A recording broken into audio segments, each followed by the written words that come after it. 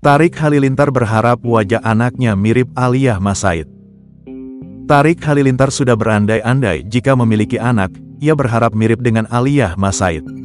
Hal itu terungkap pada acara Tedak Siten Putri Aurel Hermansyah dan Atta Halilintar.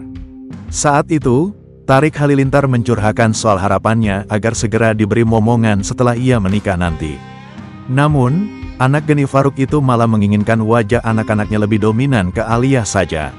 "Nanti anak kita banyak yang mirip kamu ya," ujar Tarik Halilintar dikutip dari laman Film Berita pada Selasa, tanggal 9 Juli tahun 2024.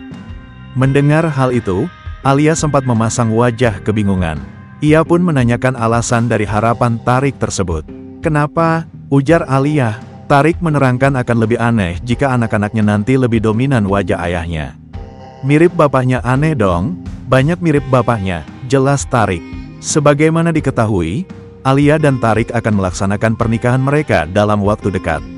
Usut punya usut, keduanya akan menikah pada Agustus tahun 2024 mendatang. Namun, untuk tanggal pastinya memang belum terungkap.